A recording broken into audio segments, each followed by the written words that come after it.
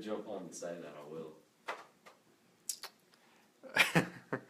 Hey everybody, it's Ken. It is Thursday. We're a few minutes late. I apologize for that. We just had a client meeting that wrapped up, and we wanted to make sure that we took care of that before I jumped on this.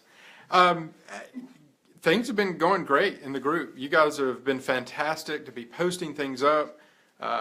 Tina, there's lots of people that have been sharing stuff. Who are some of the other people? Tina, yeah, Mark is always posting up stuff.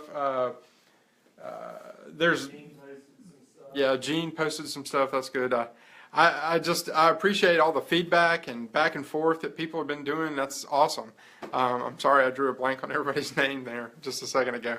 Anyway, so this week we've had a couple questions that we wanted to address, and a couple of things that are funny in that Rob and I were going over earlier today, where it was Cracker Barrel stuff. So we'll go over that too.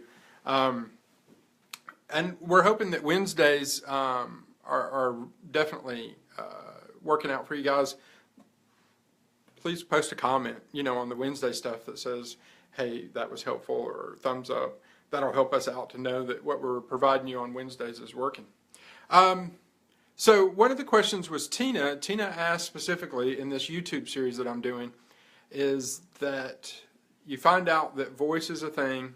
You find out that headlines and descriptions are important, and that you have to start thinking a different way about the videos you're putting up on YouTube and other social media platforms in a way that, especially with YouTube, that it's being searched because it's part of the Google platform, and it becomes part of the search results when people are searching for what you do. So here's my advice is, if you have videos up there, don't pull them down. Just go in and edit them. Go in and change the description, change the headline to be something that someone would naturally search for. And sometimes what people search for isn't what you would normally say in a conversation. And Rob and I have had this discussion even this week, where we talk about sometimes what you say on a website, a blog, or a description isn't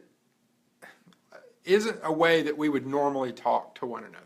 But it's what somebody would drop in a search engine, or what somebody would say to their phone when they are Googling something as a verb, Google as a verb. But when they're voice searching for something, they're asking in a way that isn't natural. And the best way I can describe this is, we're working with somebody right now that does window coverings. Well, I don't know that people naturally say window coverings. They say, I need shades for my window.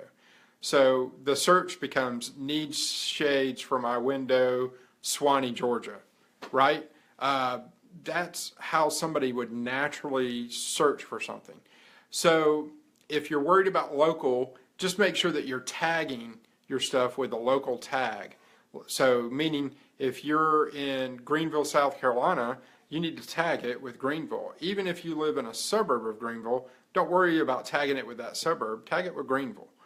Tag it with the closest metropolitan area, because there's a bubble around that, so that if people are searching, and you can always mention a smaller suburb or a smaller town outside of the bigger one in the verbiage of the description, but don't worry about saying that in the description or you can say it in the description, but never put it in the headline.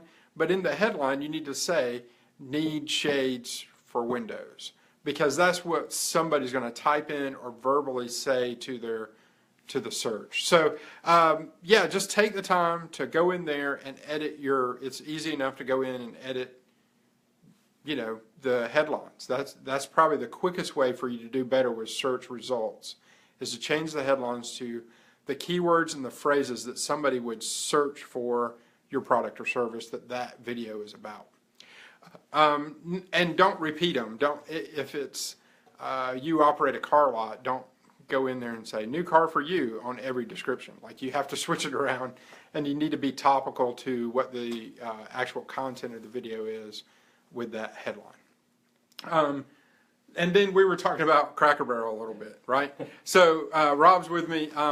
what we were talking about with the Cracker Barrel thing is, I posted the link Yeah. in the group to Cracker Barrel's social media and how they have completely lost control of their social media with this Brad's wife situation. right.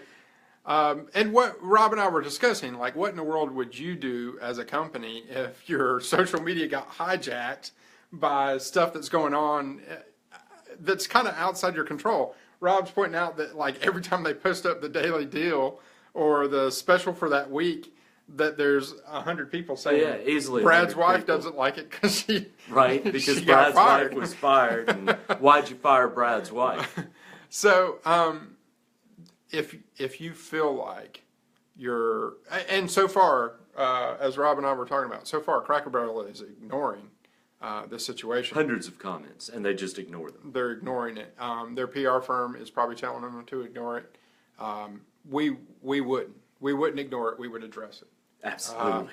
And I know another company that addressed it, and they actually hired somebody that was a little bit outgoing to do their social media posting, so that when a situation like this happened, they paid that person to honestly just kind of rebuttal anybody that said something, and that was their way to address it. And that was Wendy's. I don't know if you've seen the that's right. Wendy's thing, but Wendy's hired someone that was good at tweeting and good at, that was a kind of, not a well-known person, but somebody that had traction on social media already, and they hired that person. And so when people pop off and say something smart, she doesn't take it lying down. She kind of goes after them, which was Wendy's way of addressing this issue. And I'm not sure that going after somebody is the right answer every time. But what I will say is you can't ignore it. Yeah, And that's exactly right. I mean, from our perspective, Cracker Barrel is not only losing control of their social media, but they're also missing an excellent opportunity to deal with this straight on and get goodwill for the company. I mean, there's any number of things that they could do. Probably the least of which is contacting Brad and his wife and figuring out how to get her a job again. Even maybe a job in the marketing department, where she is on their Facebook occasionally because she's got now hundreds of fans. Right. I don't know exactly what we would say to capitalize on it for a very specific situation, but in their case, I really would consider having her do the social media posting for what this week's special was. Right. I'm not sure that I wouldn't just go out and say, hey, let's address this head on, like Rob said. Yeah, but you can't ignore it. I mean, if you run into a situation in your company where you've got one person or lots of people who are coming on your social media and asking questions or doing things that is hijacking your effort to market your business through social media, you've got to deal with that. You can't just ignore it. I mean, Cracker Barrel, they look awful right now. Although, at the same time, they are getting some win out of this because we're sitting here talking about Cracker Barrel and we ordinarily would not be. I want to go get a Herschel special right now. Right, yeah. He was mentioning that he was hungry just talking about Cracker Barrel. So, yeah, I mean, they could make hay out of it one way or the other. Yes. And get good traction out of a bad situation. Yeah, that's right. You got to deal with those things head on. That's the best way. Yep. Okay. Well, the next thing is Friday. Once again, if you've got time, please post up some of the things that you're doing on social media. We'd love to see that stuff. And remember to invite people to the group. Next week will be the last time I talk about YouTube for a while. So I'm sure some of you guys will be happy about that. And then, Wednesday we have another thing about brand journalism and how to make the most out of not the nuts and bolts, but what to post up, which is great. And then, just like I said, add people. Please add people to the group. We're looking to grow the group and really get the most out of what we do here for a bigger group of people. And we love doing this. This is a lot of fun for us. Okay, well, we hope you have a great week out there. And if you have questions, be sure to post them up so these Thursday live events, we can address those. And you just do that by asking a question and putting hashtag my one question. Talk to you then.